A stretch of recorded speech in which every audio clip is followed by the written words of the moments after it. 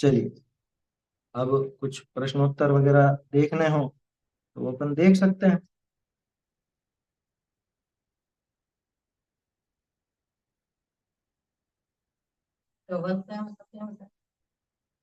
कौन? कौन?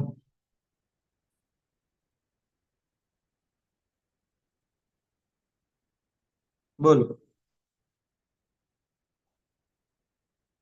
अपन जब किसी भी मतलब स्वाध्याय की परिणति को देखते हैं कि उनका मन इतना लगता है, स्वाध्याय में मन लगता है, भेद ज्ञान में मन लगता है, इतनी रुचि लगती है और उसके अपनी मिलान करते हैं, तो ऐसा क्यों लगता है उनको जितना रस आता है बोलने में उतना रस और मतलब उतनी गंभीरता अभी अपने अंदर नहीं आ रही है। सामने वाले की परिणति भी देखते हैं कि कितनी हम्म, उसमें ढल चुकी है, और अपनी से जब थोड़ी कंपैरिजन करते हैं, तो थोड़ा ऐसा लगता है अपनी क्यों ऐसे नहीं होती है। लगना चाहिए ना, तो ऐसा लगता है तो अच्छी बात है। जब कंपेयर करके देख रहे हो तो फिर उसमें ये विचार भी होना चाहिए, अरे देखो, उनकी तो इतनी लगती, उनको तो इतनी देर स्वाध्याय में मन लगता है, अपना क्यों नहीं लगता? लगना चाहिए। उससे तो प्रेरणा लो, उसमें ईर्ष्या वाली भावना क्यों हो? नाना जीवा नाना हाँ। कम्मा। और वो तो खैर जवाब तो उसका ये है कि हर एक जीव अलग अलग तरह का है ना, उनका तो ज्यादा लगता, हमारा क्यों नहीं लगता? तो उसका तो सीधा जवाब ये है कि हर एक की रुचि अलग अलग है ना। विभिन्न रुचिर ही लोका, ये ऐसा संस्कृत में उक्ति आती है। और ये उक्ति कहाँ से निकली? ये निकली अपने यहाँ से। नाना जीवा नाना कम्मम नाना विहम हवे लगती, अपने 2000 साल पुरानी। और ये उक्ति कोई 2000 साल पुरानी तो नहीं होती।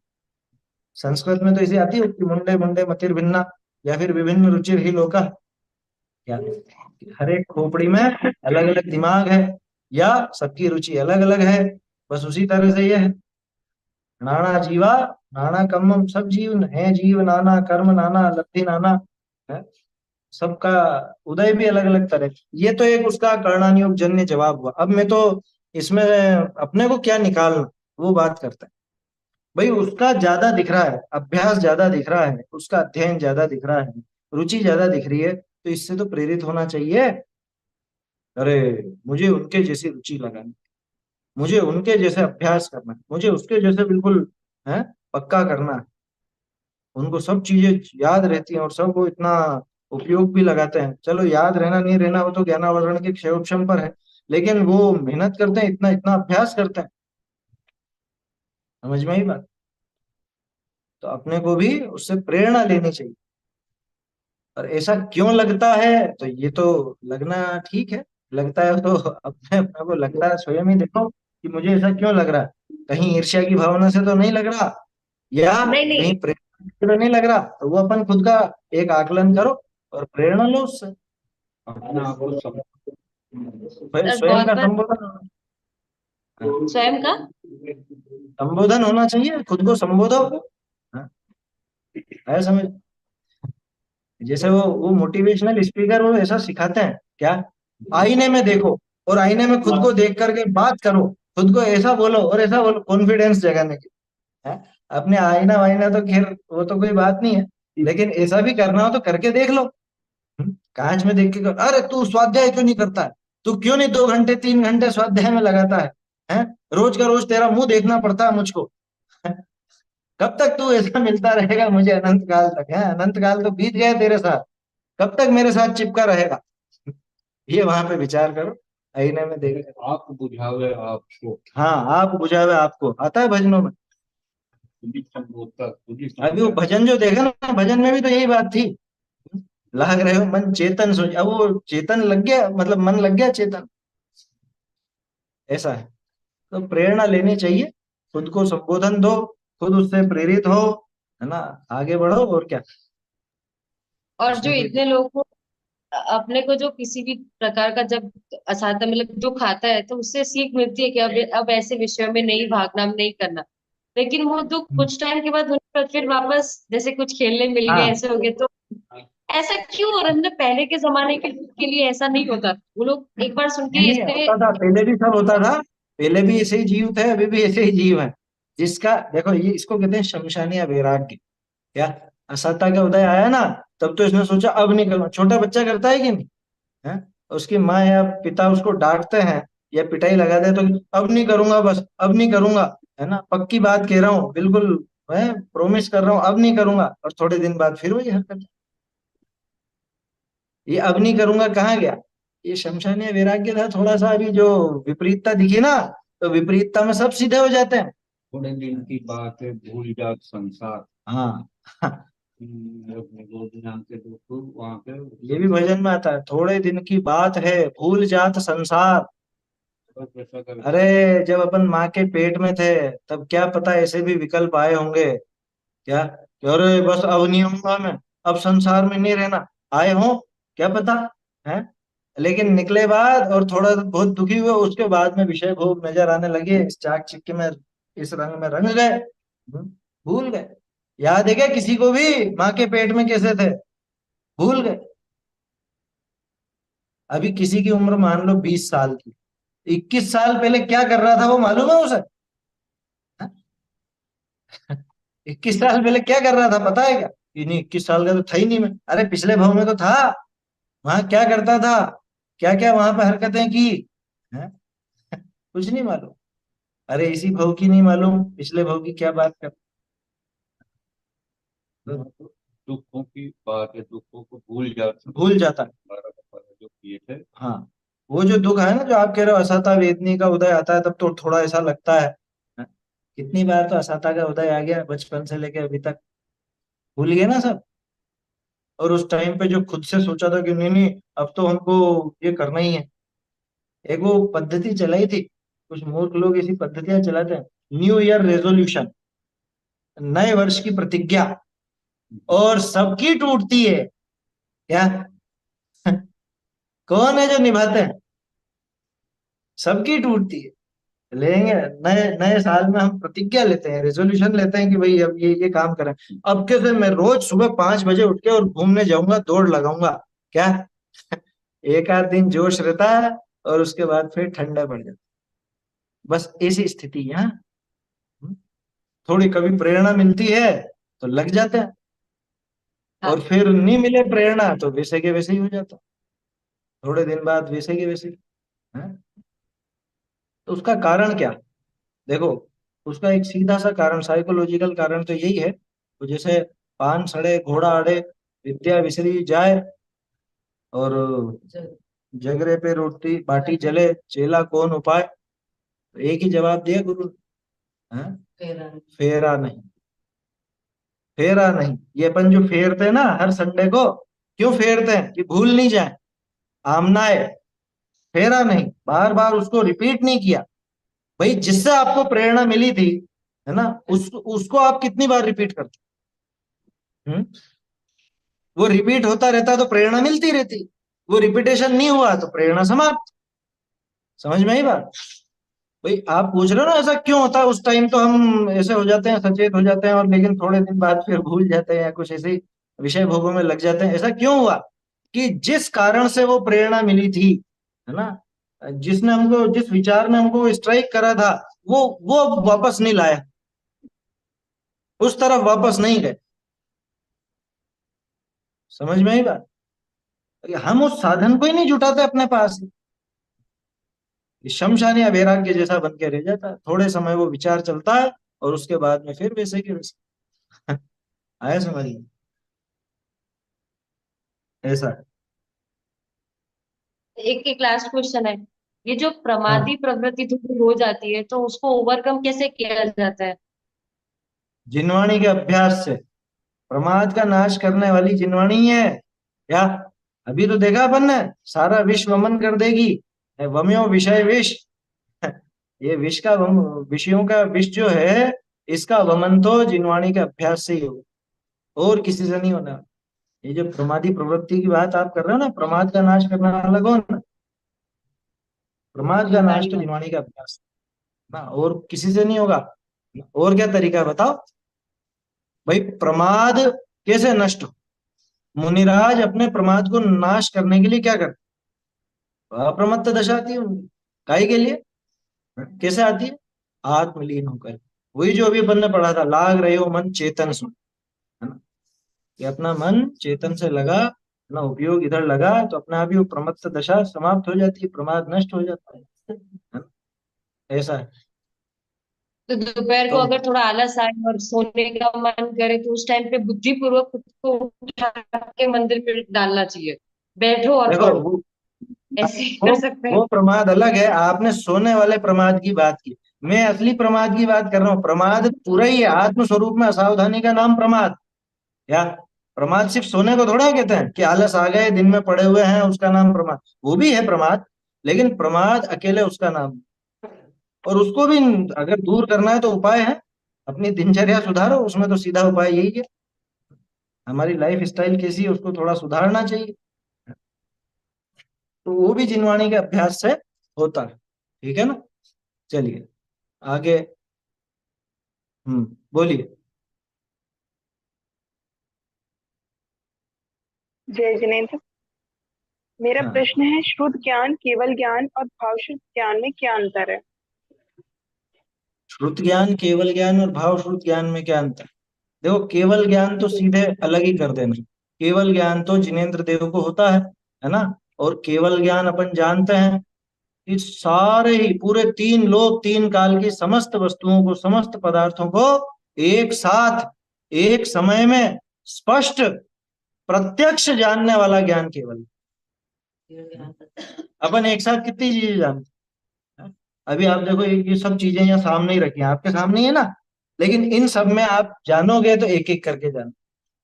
हमारे ज्ञान की कमजोरी, हम एक एक करके ही जानते हैं। थाली में इतनी सारी चीजें होती है, एक एक करके तो स्वाद लेते हैं, एक साथ थोड़ा सबका स्वाद ले सकते हैं। मिला करके खा भी लोगे तो एक साथ स्वाद नहीं ले पाओगे। क्या, हाँ, अब खटास का मतलब वो नींबू का स्वाद है, अब थोड़ा वो नमक ज्यादा है शायद तो नमक का स्वाद लिया, मतलब पलट पलट के। अपना ज्ञान कमजोर है तो एक विषय पे एक समय में जाता है। और केवल ज्ञानी का कि वो सबको एक साथ जाने। अच्छा, एक साथ जाने तो धुंधलापन आ जाता हो, जैसे अभी मैं सारी एक साथ जानू सब चीजों को, तो सब एक साथ स्पष्ट जानना नहीं होता। लेकिन केवल ज्ञानी भगवान का जो केवल ज्ञान है अनंत देव का, उसमें बिल्कुल स्पष्ट प्रत्यक्षपना होता है। हाँ, यद विद्या दर्पणाय थे। और तो जिनेन्द्र देव के लिए बिल्कुल वो, उनकी विद्या, वो जो केवल ज्ञान है वो तो दर्पण के समान। हम देखेंगे इधर से इधर तो एक एक करके देखें, या एक साथ देख रहे हैं तो धुंधला दिखे, साफ नहीं दिखे। किसी एक ही चीज को फोकस कर पाएंगे अपन, है ना?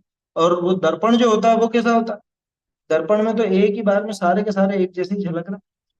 हालांकि दर्पण की भी सीमा है, दर्पण में सामने की चीज ही दिखेगी, बाकी नहीं दिखेगी। और केवल ज्ञानी भगवान को कि वो तो पूरे तीन लोक तीन काल का समस्त ज्ञान। हम्म?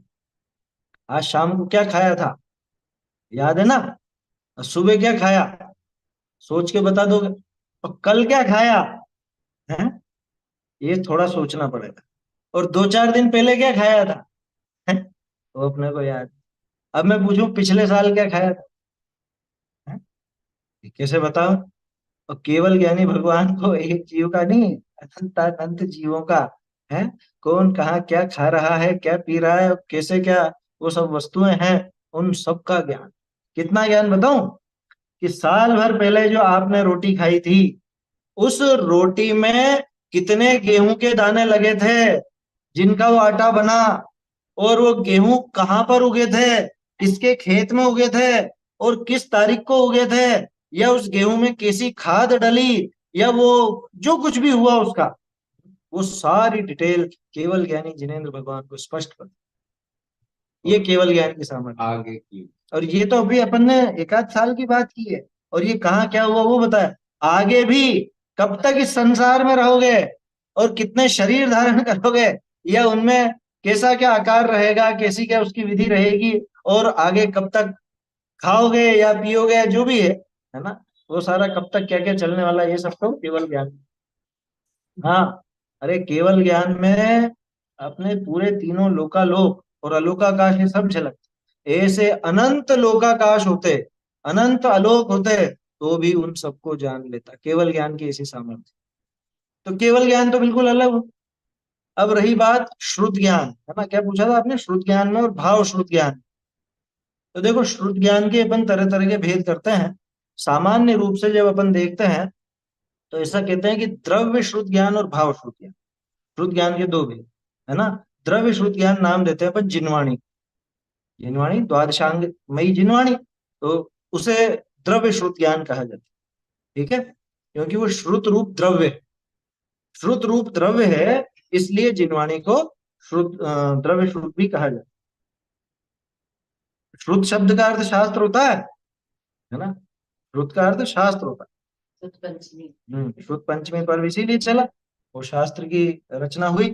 ठीक है, तो वो हो गया द्रव्य श्रुत। अब भाव श्रुत क्या, कि जब अपन द्रव्य श्रुत उस जिनवाणी माता को कहते हैं, तो भाव श्रुत ज्ञान कौन की, वो हमारा जो ज्ञान, मति ज्ञान श्रुत ज्ञान सभी जीवों के पास, जितने भी संसारी जीव हैं उन सबके पास मति श्रुत ज्ञान। देखो एक नियम है, मति श्रुत ज्ञान है माने केवल ज्ञान नहीं, तो केवल ज्ञानी को मति श्रुत ज्ञान नहीं, तो वो कमजोर है फिर। अरे उनको जरूरत नहीं है। इसको ऐसे समझो कि जैसे किसी के पास सुनने के लिए सुनने की मशीन है ना, अब किसी के पास है क्योंकि वो कमजोर है कान उसके, और अपने पास तो कान की मशीन नहीं है, तो अपने कान कमजोर है? तो केवल ज्ञानी को मति श्रुत ज्ञान नहीं है तो क्या उनका ज्ञान कमजोर है? नहीं, वो तो सब कुछ जानते हैं, उन्हें आवश्यकता नहीं। मति श्रुत ज्ञान जो है, मति ज्ञान तो इंद्रिय और मन के निमित्त से रूपी पदार्थ अरूपी पदार्थ का ज्ञान होता है ना, और श्रुत ज्ञान उसी मति ज्ञान के आधार से किसी अन्य वस्तु का ज्ञान या फिर कुछ और विशेष ज्ञान होता है, उसको अपन श्रुत ज्ञान कहते हैं। तो भाव श्रुत ज्ञान माने भाव रूप जीव के ज्ञान, भाव रूप श्रुत ज्ञान, उसका नाम भाव श्रुत। ठीक है, ये सामान्य अर्थ। जब अपन द्रव्य श्रुत का अर्थ करते हैं जिनवाणी, तो वहां भाव श्रुत का अर्थ होता है अपना श्रुत ज्ञान। ठीक है, अब एक दूसरा अर्थ थोड़ा आगे बढ़ते, द्रव्य श्रुत ज्ञान सामान्य रूप से हम जो जानते हैं ना, तरह तरह के पदार्थ जानने में आते हैं, उनको भी द्रव्य श्रुत कहा जाता है, मतलब वो ज्ञान को द्रव्य श्रुत ज्ञान। और आत्म स्वरूप का जो ज्ञान होता है उसे भाव श्रुत ज्ञान कहते हैं, है ना।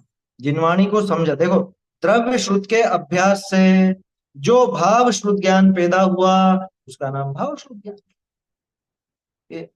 जिनवाणी के आधार से हमने आत्मा को जाना, ठीक है ना।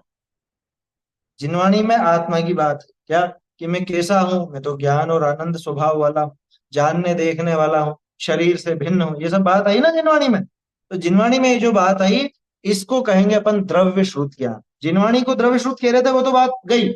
अब अपन उस ज्ञान को द्रव्य श्रुत ज्ञान कहेंगे, ठीक है ना। अब जब उस द्रव्य श्रुत ज्ञान के आधार से मैं अपने आत्मा को उस रूप स्वीकार कर लूं, जान लूं, सम्यक दर्शन प्राप्त कर लूं, तो फिर मैं उस ज्ञान को कहूंगा भाव श्रुत ज्ञान। माने द्रव्य श्रुत के अभ्यास से जो सम्यक श्रुत ज्ञान पैदा हुआ है उसका नाम भाव श्रुत। ऐसी भी उसमें व्याख्या आती ऐसी है। हाँ, वास्तव में तो वही है। वो जो पहले अपन ने अर्थ किया वो सामान्य अर्थ, वो सामान्य अर्थ, वो सामान्य समझाने। द्रव्य श्रुत माने जिनवाणी, और भाव श्रुत माने अपना आत्मा का, मतलब ये जो अपना श्रुत ज्ञान है वो सामान्य। ठीक है, बाकी वास्तविकता तो यह है, द्रव्य श्रुत के आधार से, जिनवाणी के आधार से जो हमको ज्ञान हुआ है वो द्रव्य श्रुत ज्ञान, और उसी ज्ञान के आधार से हमने आत्मा को जान लिया, वो भाव श्रुत ज्ञान। ऐसा है ना। इसको ही उदाहरण के माध्यम से समझो, तो जैसे यूं समझो आपकी, आपने ऐसा प्रयोग किया, आपने देखा धुआं, है ना, देखा तो धुआं, और धुआं देखते ही क्या ख्याल में आया, धुआं देखा तो क्या सोचा, आग लगी, है ना।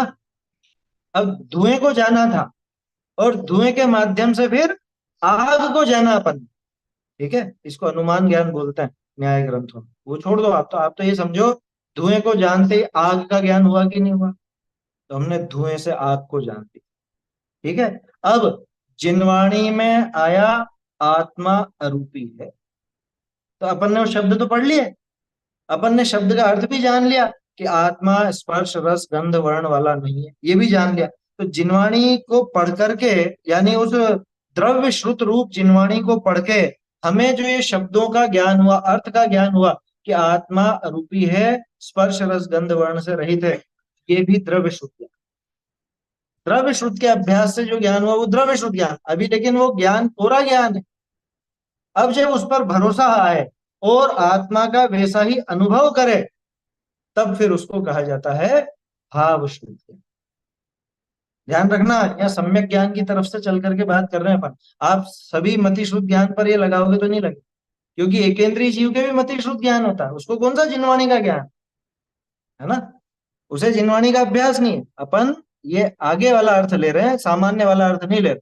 सामान्य रूप से तो देख ही ले अपन ने भाई, मति शुद्ध ज्ञान सबके होता है। एक चींटी को भी ज्ञान होता है, चींटी भी सूंघ करके पहुंच जाती है ना। आप भोजन करते हो, कुछ गिर गया, जरा सा कुछ गिरा, कितनी देर लगती है चींटियों को आने में? 5 मिनट भी नहीं लगा और चींटी आ गई।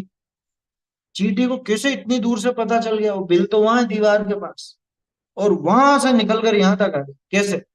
वो गंध से, उसको गंध आई है ना। ये मति ज्ञान से उसने घ्राण इंद्री से, नाक से जाना, उस गंध को जाना। अब गंध को जाना तो बस, हाँ हाँ गंध है, बस इतना जानेगा? नहीं, ये तो अपने खाने की चीज है, इससे हमारा पेट भरेगा, चलो। तो फिर वो उस शुद्ध ज्ञान का सहारा लेकर के, ये सारा काम जो हुआ ये शुद्ध ज्ञान में, ठीक है। हाँ, अब एक बड़ा प्रश्न इसके संबंध में खड़ा होता है कि साहब, वहां तो लिखा है तत्व सूत्र में, श्रुतम अनिंद्रियस्य, सूत्र है ना तत्व सूत्र में, श्रुतम अनिंद्रियस्य, कि शुद्ध ज्ञान तो अनिंद्रिय का विषय है। अनिंद्रिय माने मन। तो एक इंद्री, दो इंद्री, तीन इंद्री, चार इंद्री और असंगी पंचेंद्री, इनके तो मन ही नहीं है। मन तो सिर्फ संगी पंचेंद्रिय के हैं। और अभी अपन ने समझा कि मति शुद्ध ज्ञान तो प्रत्येक जीव के है। तो चींटी के शुद्ध ज्ञान कैसे हुआ जब शुद्ध ज्ञान अनिंद्रिय का विषय है? इसलिए ये प्रश्न क्यों खड़ा हुआ बताऊं? ये प्रश्न इसलिए खड़ा हुआ क्योंकि सूत्रों को अपन पढ़ते नहीं है ढंग से। सूत्रों को क्यों नहीं पढ़ते? हम तो अच्छे से पढ़ते हैं। इस सूत्रों का अर्थ ऐसे नहीं निकलता है, सूत्रों का अर्थ पूरे प्रकरण के अनुसार निकलता है। वहां जो प्रकरण है ना, उसमें क्या लिखा है? श्रुतम अनिंद्रियस्य के पहले वाला सूत्र, श्रुतम मति पूर्वम द्वैनेक द्वादश भेदम। तो वहां श्रुत ज्ञान को जिनवाणी कहा गया है।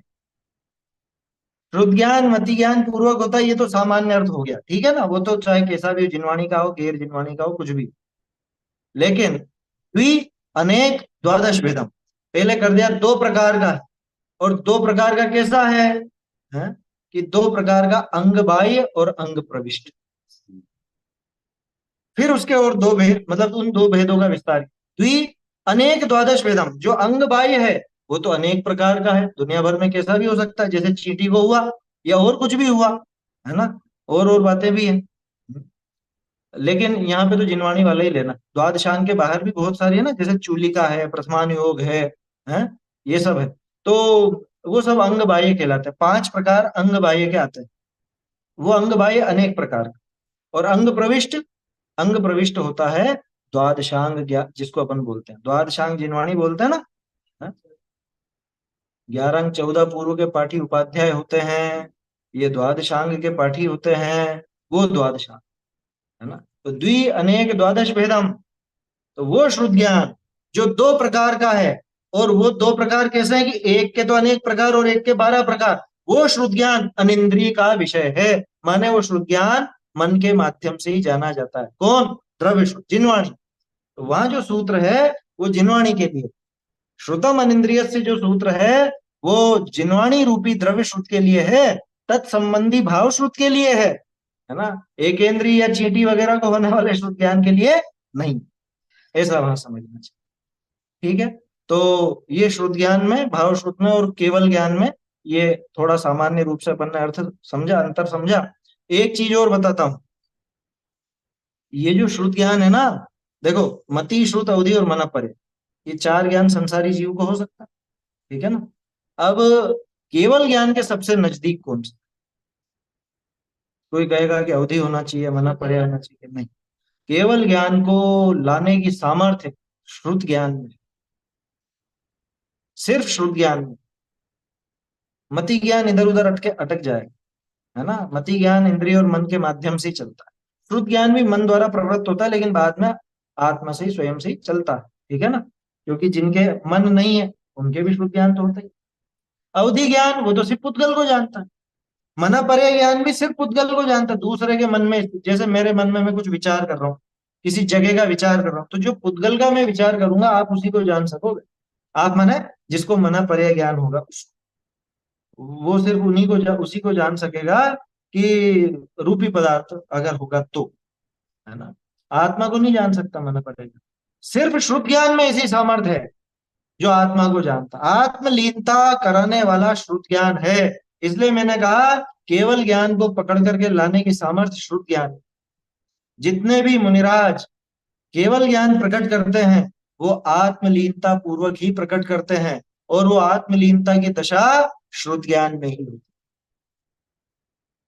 है। श्रुत ज्ञान ही केवल ज्ञान को लेकर के आता है। इसी में से मतलब ये समाप्त होता है और केवल ज्ञान प्रकट, ऐसा है। ठीक है, तो ये अपन ने श्रुत ज्ञान और केवल ज्ञान के संबंध में ये चर्चा की।